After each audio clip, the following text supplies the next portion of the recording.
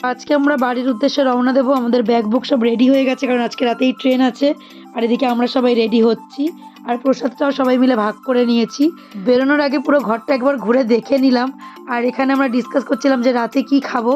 আর আমি আর টেম্পোতে পুরো ঝলসে গেছি। শিবুটা দেখাও তো, এই আমরা চলে যাই। So sad. টেম্পো দেখা তো,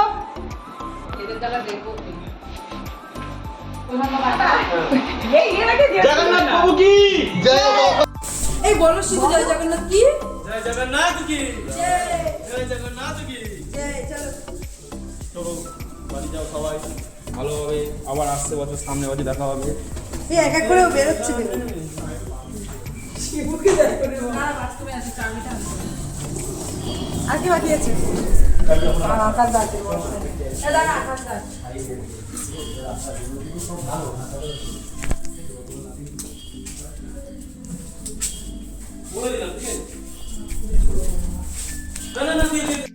এখানে আমরা চেক আউট করে বেরিয়ে পড়েছিলাম।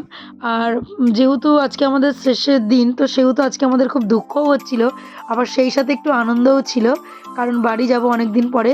তো একটা মিক্সচার ফিলিং ছিল। আর চলো আমাদের হোটেলটা তোমাদের একবার দেখিয়ে দিই। হোটেল স্বর্ণধাম ছিল, তো এই হোটেলেই আমরা ছিলাম। বুলেট নিতে ভালো বলে। আমাদের গ্রুপের ছেলেগুলোর কিন্তু প্রশংসা না করলেই নয়, কারণ ওরা কিন্তু ভারী ভারী ব্যাগগুলো নিজেরাই বয়ে নেয়, মেয়েদের দেয় না। তো এদিক দিয়ে আমরা তো অনেকই সুযোগ সুবিধা পাই, ওরা সব দিক দিয়ে স্যাক্রিফাইস করে। রুম আমরা পছন্দ করি, খাওয়া দাওয়া আমরা চুজ করি, কোথায় ঘুরতে যাব আমরা চুজ করি, ওরা শুধু আমাদের নিয়ে যায়, ওরা আমাদের গাইড করে আর কি। আর এখানে চলে এসেছিলাম আমরা অটো স্ট্যান্ডের কাছে। আর অটো স্ট্যান্ড খুব দূরে নয়, আমাদের হোটেলের ঠিক উল্টো দিকে অটো স্ট্যান্ডটা। তো আমরা এখান থেকে দুটো অটো করে নিয়েছিলাম, কারণ আমরা যেহেতু লোকও ছিলাম অনেকগুলো, আর আমাদের ব্যাগ বুক হয়েছে। আসার সময় যত না ব্যাগ হয়েছে, যাওয়ার সময় আরও ব্যাগ বেশি হয়েছে, তো সেই জন্য আমাদের দুটো টোটো করতেই হয়েছিল। মুখগুলোর কি অবস্থা!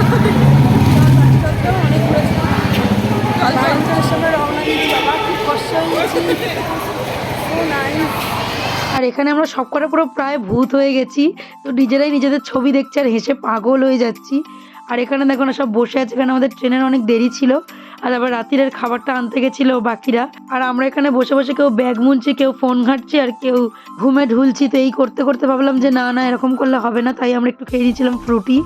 এটা আমাদের একটু এনার্জি ড্রিঙ্কের মতো কাজ করবে। আমরা স্টেশনের পুরো ভেতরে ঢুকে যাইনি, বাইরেটাই প্রায় দাঁড়িয়েছিলাম, কারণ ভেতরে প্রচুর ভিড় ছিল, আর ওখানে অনেক আওয়াজ আসছিল। পরে শুনছিলাম যে ওখানে প্রচুর চুরি চামারি হচ্ছিল, তাই আমরা একটুখানি সেফেস্ট এরিয়া দেখে এই জায়গাটাতেই দাঁড়িয়েছিলাম। এখানে অনেক উল্টো দিকে পুলিশ দাঁড়িয়েছিলেন। তারপর সময় মতো আমরা ঢুকে গেছিলাম স্টেশনে। আর এখানে দেখো ট্রেন অলরেডি চলেও এসছে। তো চলো এবার ট্রেনে এক এক করে ওঠা যাক, উঠে আবার সিট খোঁজার ব্যাপার আছে। আর আমাদের এই ভিডিও করার চক্করে না বড় দেরি হয় জানো তো। যাই হোক, তবু আমরা ভিডিওটা করে যাই। ছেলেগুলো বিরক্ত হয় ঠিকই, কিন্তু তাও ওরাই কিন্তু আমাদের ভিডিওটা করে দেয়।